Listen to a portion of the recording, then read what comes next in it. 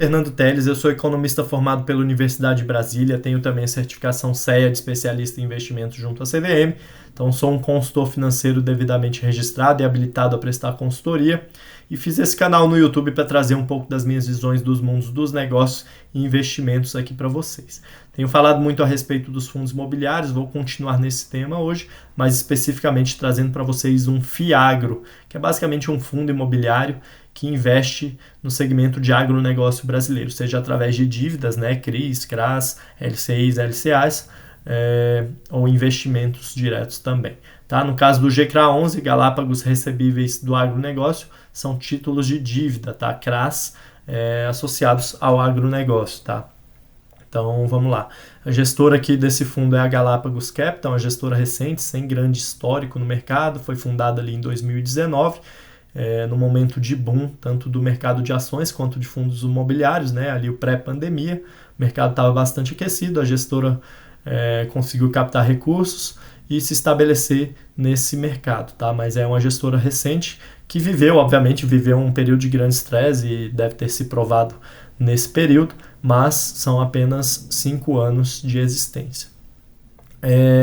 Taxa de administração 1,15% ao ano sobre patrimônio líquido e taxa de performance de 20% sobre o que exceder o IPCA mais o yield do IMAB5. O IMAB5 é basicamente um índice de títulos públicos federais com vencimento de até 5 anos, por isso que IMAB5. E hoje o yield dessas NTNBs, né, são títulos vinculados à inflação, que seriam correspondentes às NTNBs, né? O yield dela está rendendo hoje, no dia 10 de abril de 2024, aproximadamente IPCA mais 5,8%, 6% ao ano. Tá? Então, tudo que excede o IPCA mais 6% ao ano, 20% desse total, fica para a gestora como forma de remuneração de performance.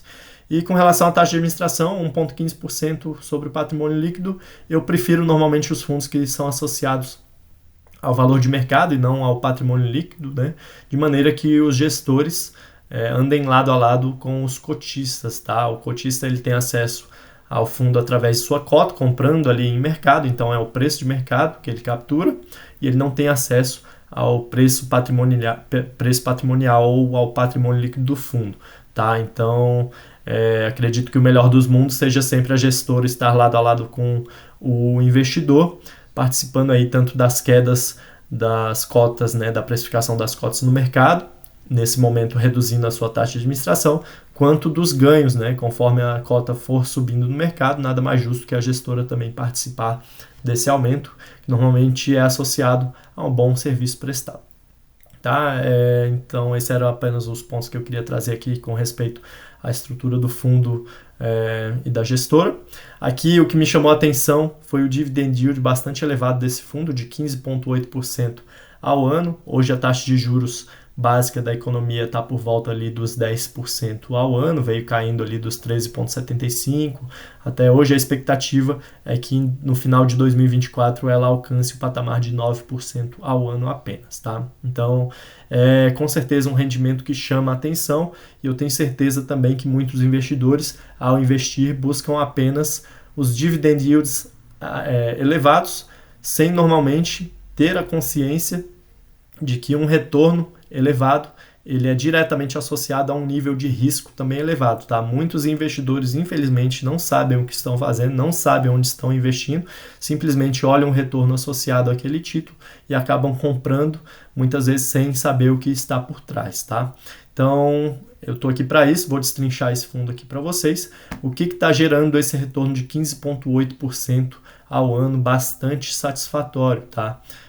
São essas operações aqui. Como eu falei, um fundo imobiliário de FIAGRO, ele basicamente capta recursos junto aos investidores, aos cotistas, e empresta esse capital para as diversas empresas do agronegócio. Normalmente é uma estrutura de dívida, tá? Então a gente vê aqui que basicamente esse FIAGRO aqui da Galápagos, ele é estruturado com dívidas de empresas do agronegócio, tá? Aqui a gente tem ativo, né, no topo da tabela aqui, que seriam as empresas, Castilhos, Portal Agro, Mitre, o ISA, Riad, Multitrans, Três Irmãos, por aí vai. O indexador da dívida, a gente vê que tem uma mescla aqui entre dívidas atreladas ao CDI e ao IPCA e os spreads associados a cada operação. No caso da Castilhos aqui, ela tomou esses recursos junto ao fundo, a taxa de CDI mais 8,5% ao ano. Se a gente considerar aí o CDI hoje na faixa dos 10%, seria uma operação de 18,5% ao ano, bastante atraente, desde que seja paga, né? E por assim, a gente tem aqui também outras transações de nível de risco parecido, tá? Por exemplo, aqui a Três Irmãos, IPCA mais 12,25%. Se a gente considerar que as NTNBs estão rendendo hoje IPCA mais 6%, a gente percebe que o nível de risco associado, o retorno é bastante elevado, mas o nível de risco também associado a essa operação é bastante elevado, até porque nenhuma empresa toma recursos pagando esse tipo de taxa aqui, se ela tiver fácil acesso a capital, tá? Normalmente elas tomam empréstimos caros apenas quando elas precisam, né? Quando está faltando dinheiro. Então, o investidor tem que associar sempre níveis de retornos elevados a níveis de risco elevados também, tá? Dando prosseguimento aqui, volume das dívidas, né, sobre o patrimônio líquido do fundo também. A gente tem aqui a Castilhos tomou 18,7 milhões de reais junto ao fundo, a Portal Agro 17,1, a Mitre 16,2. Lembrando que essa Mitre aqui, ela é da família controladora da Mitre Incorporadora, né, de capital aberto aí na Bolsa, MTRE3, se não me engano, é o ticker dela, mas não tem associação a não ser o controlador, tá? É uma empresa do agronegócio. Essa Mitre aqui é a Mitre Agro, que tem terras produtoras de grãos. Tomou 16,2 milhões. Aqui com relação ao patrimônio líquido do fundo, aqui embaixo a gente tem um patrimônio de 172 milhões, que é um fundo pequeno. Lembrando que hoje, se não me falha a memória, o maior fundo imobiliário da Bolsa Brasileira é o HGLG, com patrimônio líquido total aí por volta dos 5 bilhões de reais. Então, a gente vê que 172 milhões de reais para esse mercado, o fundo é considerado um fundo pequeno. E aqui a participação de cada dívida no patrimônio líquido do fundo. A Castilhos responde por 11% do patrimônio, a Portal Agro 10%, a Mitre 9,5% e assim sucessivamente em ordem decrescente aqui. Duration são títulos de dívida curtos, tá? A maior duration que a gente tem aqui de 3,6 anos da Multitrans e a menor 0,8 anos da Taco Bell. Como são dívidas de curto prazo, isso tende a associar também uma maior volatilidade nos resultados, nos rendimentos do fundo, tá? Conforme as dívidas vão vencendo e o gestor tem que realocar o capital, pode ser que ele fique exposto ao ciclo de queda da taxa de juros e não consiga investir o capital com o mesmo nível de rentabilidade das épocas anteriores, bem como a gente pode verificar também, né, conforme os vencimentos vão ocorrendo, a gente verifica tanto ganhos de capital quanto perdas de capital potenciais além dos rendimentos, tá? Então é um fundo que apresenta mais volatilidade do que um fundo exposto basicamente aos rendimentos associados ao pagamento de aluguel, por exemplo, tá? Então o investidor que investe nesse tipo de ativo aqui, ele tem que ter essa consciência também que às vezes os rendimentos podem dar umas pauladas para cima, outras vezes também podem apresentar perdas e além do rendimento médio ali de cada mês. Setor principal de cada empresa, a gente tem diversos nichos no agronegócio brasileiro, o mundo à parte, né, o agro brasileiro, e aqui a gente tem exposição à produção de grãos, à revenda de grãos e insumos, ao setor sucro-alcooleiro, que é vinculado ao açúcar, obviamente, e ao etanol, né, o álcool, combustível. Pecuária, logístico, entre outros. Diversificação geográfica, basicamente está presente, as operações do fundo estão presentes no Brasil inteiro, nos principais polos produtores, né, os principais polos do agronegócio brasileiro, de forma relativamente uniforme, aqui com maior exposição no Mato Grosso, que é de longe o maior produtor de grãos do país. E aqui é uma exposição, né, a composição dessa carteira de CRAs, a gente tem 36% do patrimônio líquido do fundo vinculado a um retorno de IPCA mais 9,5% e os outros 64% com a taxa média aí de CDI mais 5,94%, que são taxas bastante atrativas, novamente vinculadas a uma percepção de risco maior também. Metade do fundo está exposto à produção de grãos, então a gente tem aqui, se houver algum problema nesse segmento do agro, pode ser que o fundo apresente problemas, tá? Lembrando que a produção de grãos, ela não é um negócio fácil, apesar da gente ver o agro crescendo ano após ano. O produtor tem que saber muito bem o que está fazendo, tem que manter os custos operacionais e as despesas baixas. A gente tem também os quesitos de quebras de safra potenciais aí com os riscos climáticos associados, né? Excesso de chuva, falta de chuva, seca, enfim. E tem também a questão da variação dos preços das commodities, tá? Das commodities, uma vez que o faturamento dessas empresas está diretamente vinculado. Ela vai ter a produção da soja e ela não tem controle dos preços, basicamente ela vai faturar de acordo com a precificação da soja no mercado mundial. Conforme esses preços caem, a receita cai, podem colocar a empresa em dificuldades financeiras, e conforme os preços sobem, o faturamento também é maior, levando aí um ganho de escala, uma diluição maior dos custos fixos, tá? Então, é preciso que o investidor tenha essa noção e saiba viver esses ciclos também, tá? Aqui, passando um pouco mais para frente, o fundo, né? Depois vocês olham o relatório gerencial do fundo, eu não vou entrar em cada operação específica, mas basicamente aqui ele informa cada operação, o spread, duration, setor, fala um pouco da empresa, as garantias tomadas, e por aí vai, tá? De cada operação específica. Aqui eu só preciso salientar com vocês, já dando um spoiler aqui, a gente tem 3 operações principais que estão apresentando problemas para o fundo hoje, tá? Tanto a da Castilhos, quanto da Mitre, quanto a da Três Irmãos, que são participações grandes, tá? São participações relevantes com relação ao patrimônio líquido do fundo. Voltando aqui naquela tabela da composição da carteira do fundo, só para dar essa noção. A Castilhos representa 11% do patrimônio líquido do fundo, a Mitre 9,5%, tá? Então se a gente somar aqui já dá 20%, 20,5%, e a Três Irmãos tem 2 operações, uma de 6% do patrimônio líquido e outra de 5%, que dá mais 11% aí, daria 30%, 32% do patrimônio líquido do fundo já está comprometido. Aqui a operação da Castilhos, o que aconteceu? Ela não pediu recuperação judicial, mas ela já atrasou alguns pagamentos, tanto de amortização quanto de rendimentos, tá? O que não é bom. E a Mitre pediu recuperação judicial recentemente, e bem como a Três Irmãos também pediu recuperação judicial recentemente. Isso tudo, obviamente, né, como a gente viu lá, a participação dessas 3 empresas no patrimônio líquido do fundo era de 30%, e coincidentemente ou não, aqui a gente tem mais ou menos uma queda de 30% de julho de 2023, de junho de 2023, na verdade, até ali novembro, dezembro, uma queda, né, do valor da cota aí por volta dos R$100 para aproximadamente R$65, R$70, que corresponde aí a uma queda de 30%. O mercado antecipa sempre os movimentos, viu que essas empresas poderiam apresentar problemas para o fundo, né? O fundo pode não conseguir reaver o seu capital emprestado para essas empresas, apesar das garantias, e obviamente o mercado já descontou aqui 30% no valor da cota, de acordo com a perda aí de 30%, potencial perda de 30% para o fundo, caso ele não consiga reaver as garantias, recuperar os créditos emprestados, tá? Isso nunca é uma situação boa para o investidor, tá? Mas acontece com bastante frequência, ainda mais quando a gente trata de empréstimos a empresas, né, que têm um risco associado maior. Então, aqui só para falar um pouco também das garantias, né? O fundo vai emprestar dinheiro, vai fazer as diligências ali junto ao seu devedor, vai analisar a empresa, seus números e vai decidir ou não em fazer essa dívida, né? Emprestar esse dinheiro.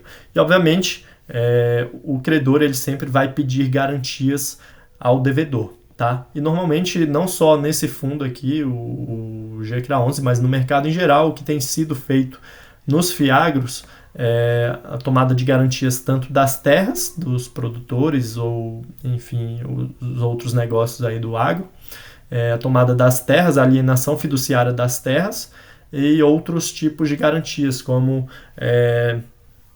estoques, né, de produtos, né, de grãos que a empresa tenha, maquinário, equipamentos e aval dos acionistas, tá? Normalmente esse é o pacote de garantias que esses fundos têm tomado. Alienação fiduciária é uma questão delicada, tá? Porque se o devedor pede recuperação judicial, há algumas decisões judiciais favorecendo os credores e outras favorecendo os devedores. Caso o devedor alegue que aquela terra é essencial para a continuidade das suas operações, né, para que ele possa continuar operando e lá na frente saldar as suas dívidas junto aos credores, pode ser que o juiz não decida transferir e conceder a garantia para o credor, tá? Pode ser que a terra continue em posse e propriedade do devedor. Enfim, se é certo ou errado, já é uma questão um pouco mais ampla e que foge aqui ao escopo do meu trabalho, tá? Mas eu digo para vocês que assim, não é tão fácil o fundo recuperar as garantias que não sejam tão líquidas, tá? Esses processos podem demorar bastante tempo na justiça. Então nunca é bom você ter, né, um fundo, ter um investimento que você concedeu um dinheiro na esperança de pegar uma garantia, né? O ideal é que você empreste o seu dinheiro para alguém que você tenha certeza que vai pagar, né, aquele dinheiro que você emprestou, mas a correção, de acordo com os juros e o indexador, né, é o mais justo para todo mundo e o mais tranquilo para o investidor.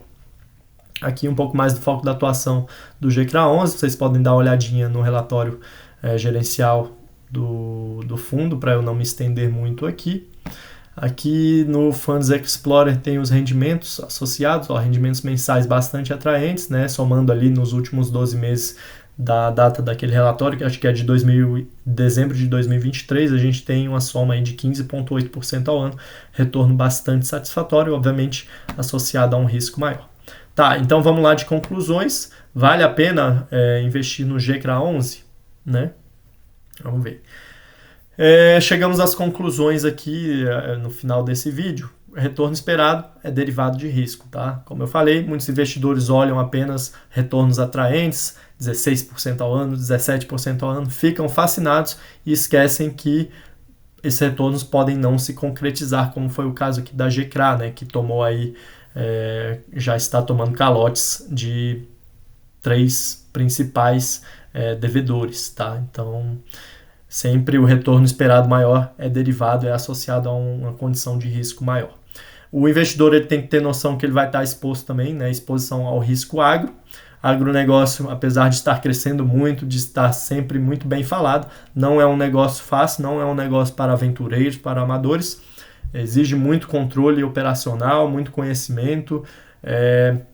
O investidor fica exposto também aos riscos climáticos, à variação dos preços das commodities. Então, se você está disposto a investir num FIAGRO, você tem que estar disposto a correr esses riscos também, tá? A volatilidade normalmente é bastante acentuada nesse tipo de instrumento. O fundo, especificamente o GCRA11, é um fundo recente, ele é de 2021, quando foi regulamentado as leis para a operação dos FIAGROs, né? Ali começou esse mercado, e a gestora também é bastante recente, 2019, sem um grande track record, tá? Isso tudo traz um pouco de nebulosidade na visão do investidor, porque ele não consegue analisar o histórico de decisões tomadas pelos gestores ao longo dos seus anos, né, ao longo dos problemas que ela enfrentou, e ter uma noção de como a gestora reagiria num caso de estresse financeiro, tá, ou de adversidade. A duration curta dos títulos, né, o giro de portfólio constante gera uma volatilidade maior. O fundo é pequeno, são 172 milhões, 174 milhões de reais de patrimônio líquido. Não tem muita liquidez também no mercado. Esses dias que eu vi, a liquidez não batia nem 1 milhão por dia, tá? Então é muito difícil, às vezes, caso o investidor queira sair de um dia para o outro, né, desfazer sua posição, a não ser que ele conceda um desconto muito grande, né, aceite um preço muito baixo para suas cotas, muitas vezes ele não consegue sair rapidamente desse tipo de investimento. Assim como comprar também é difícil, caso ele queira fazer uma aquisição muito grande,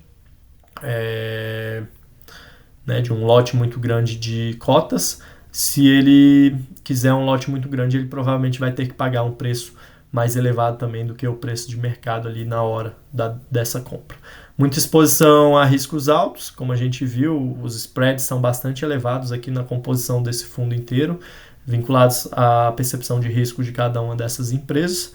As garantias Não sei se insuficientes são a palavra certa, mas as garantias são um pouco complexas, e se você contar com as garantias para poder participar de um fundo desse, para ter os seus rendimentos de volta, com certeza você vai se frustrar, porque esses processos de recuperação judiciais, eles não são tão rápidos, tá? Eles tomam tempo. E aí, enfim, o tempo é o ativo mais valioso do investidor.